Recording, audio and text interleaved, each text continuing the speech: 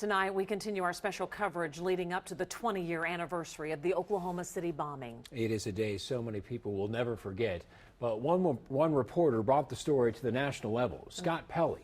Kelly Ogle sat down with Scott Pelley on the CBS Evening News set in New York to hear how he remembers 20 years later. I was actually driving to work that day. That day was April 19th, 1995. Concern for the environment is also playing a role. CBS Evening News anchor Scott Pelley was a correspondent working out of the network's Dallas bureau when his bureau chief gave him a call. And he said, there's been some kind of an explosion in Oklahoma City. It's probably a natural gas explosion. Whatever it is, it's a big deal. We want you to go straight to the airport. I remember walking up the street, turning the corner, seeing the building. It was, at that point in my career, the worst thing I'd ever seen. And at what point did you know it was more than a gas explosion? Well, when you saw the Murrah building just collapsed in the street that way, it didn't make sense that something like that could have caused that level of destruction. The motive behind the madness is unknown at this hour. And the level of coverage that followed across the nation. I ask all Americans tonight to pray for the people who have lost their lives, to pray for the people of Oklahoma City. Stories unfolding each day, and in the end, 168 of our fellow Oklahomans killed in the blast.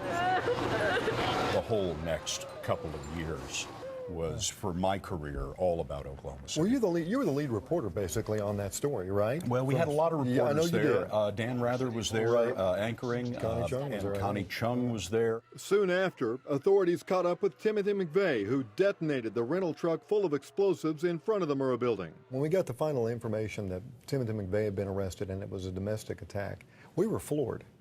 That was, though, an amazing bit of police work and police luck. Charlie Hanger, the state trooper, stopping Tim McVeigh because his license plate had fallen off and then holding him.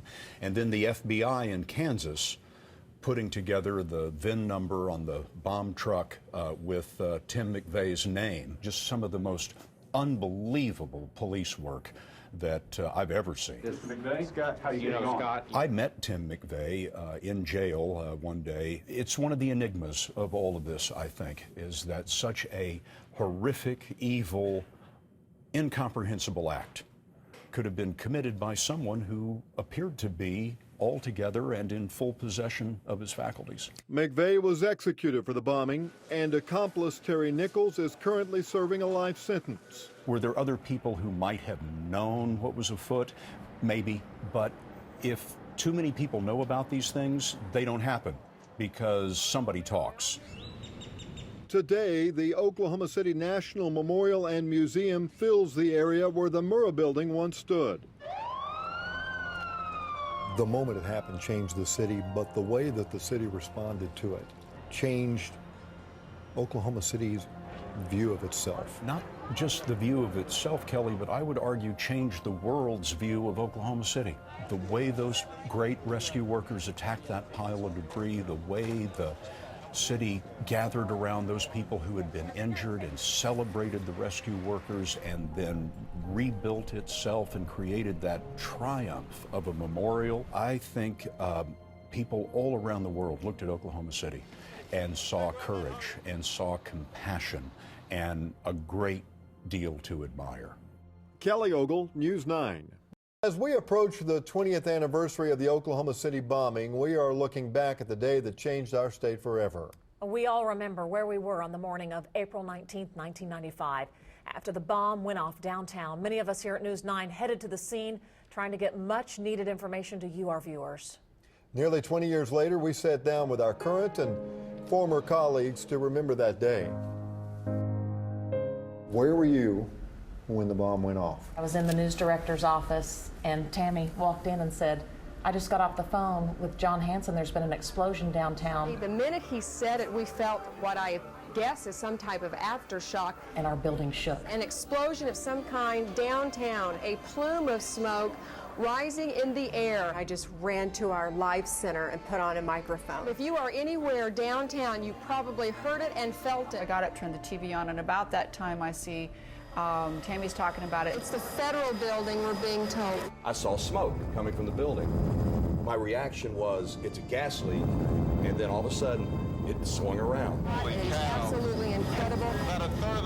has been blown away. I don't even know if I could really comprehend what I was really seeing. You knew people in that building, and so it felt like a personal stab in the heart. In a way, you felt like you were just living in hell, and you were just fighting with everything inside you to do your job. At this point, they haven't even really been able to even get to that second floor yet. I went straight to the assignment desk and said, "Where do you want me?" And they sent me to St. Anthony Hospital. The triage center has calmed down some. You see a lot of supplies behind me. You had an immediate recognition, this is the biggest thing I've ever had to deal with as a reporter and as an anchor. Perhaps more than 100 people still at the scene that need treatment who are trapped inside. I remember kind of saying as a prayer as I came into town, let me be good enough for this. When we heard there was daycare, that was crushing.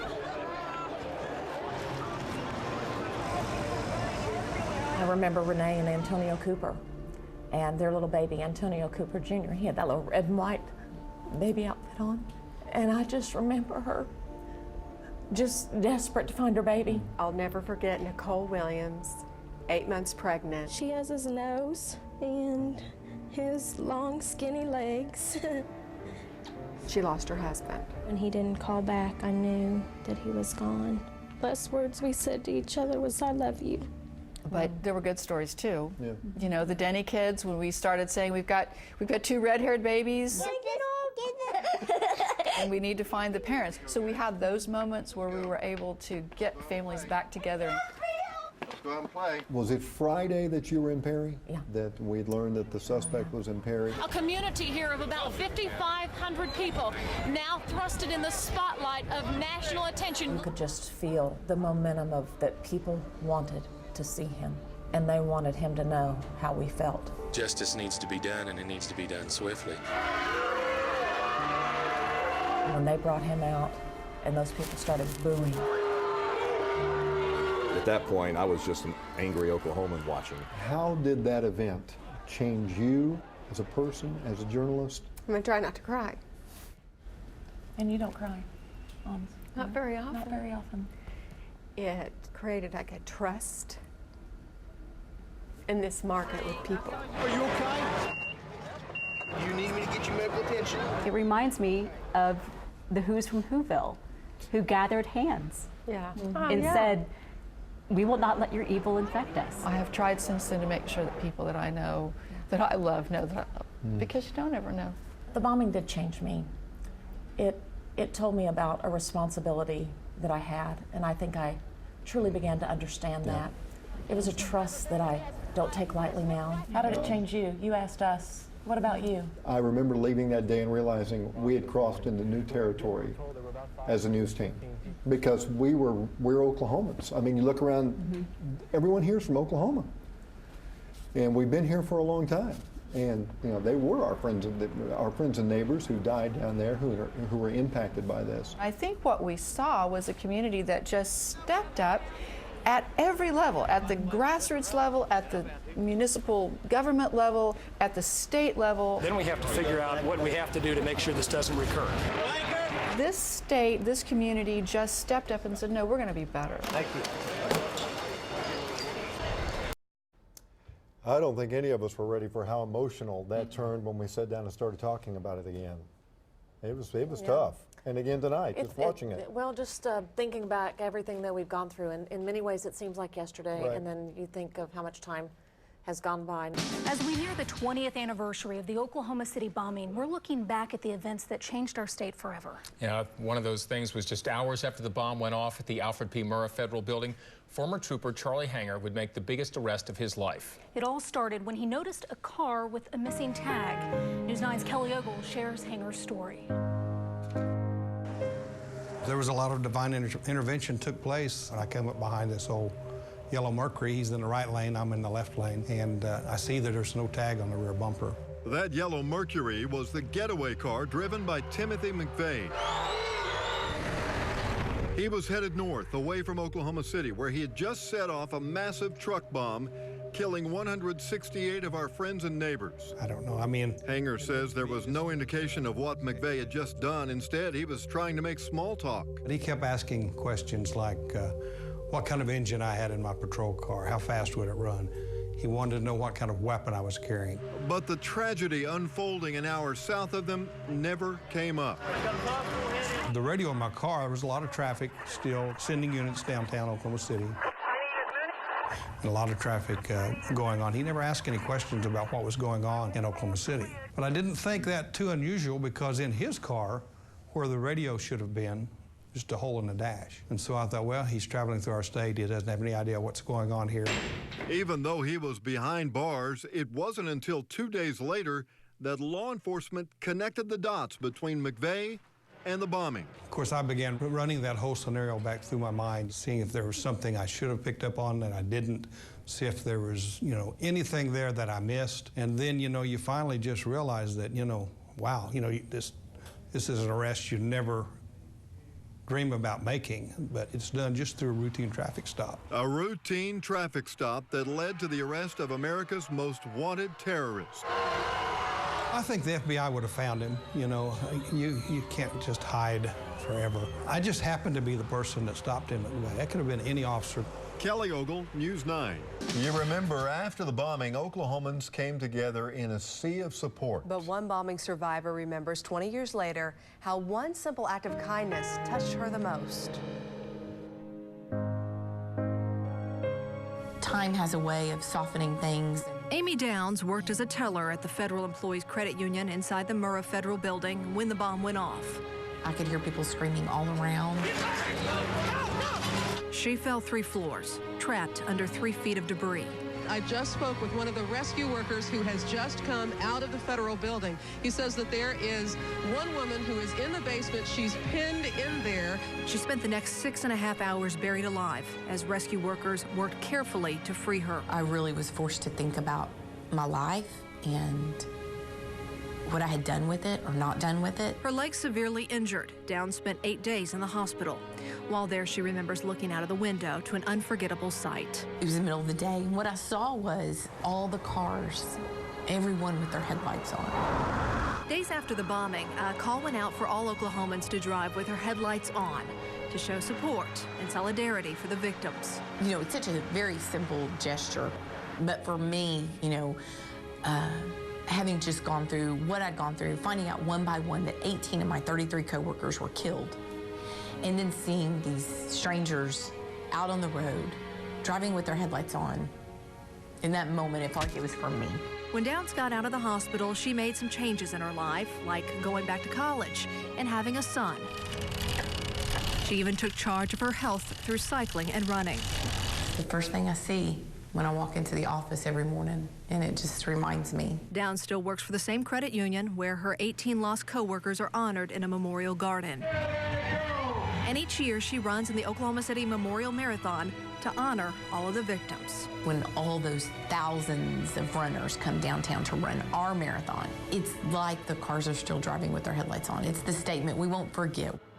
20 years later, the Oklahoma City bombing remains the most significant act of domestic terrorism in this country. While many Oklahomans wanted swift justice against the man responsible, Timothy McVeigh was entitled to a defense. I sat down with the man who represented him to talk about the experience and the search for John Doe number 2. He shook my hand and he said, "Well, Stephen, I hope I haven't signed your death warrant." Defense attorney Stephen Jones remembers the moment a U.S. district judge appointed him to defend a homegrown terrorist. I said, "Well, I can assure you that makes 2 of us." Jones was working out of his office in Enid on April 19, 1995, the day the bomb went off in Oklahoma City. It was also the 2nd anniversary of the government siege of the Branch Davidians compound in Waco.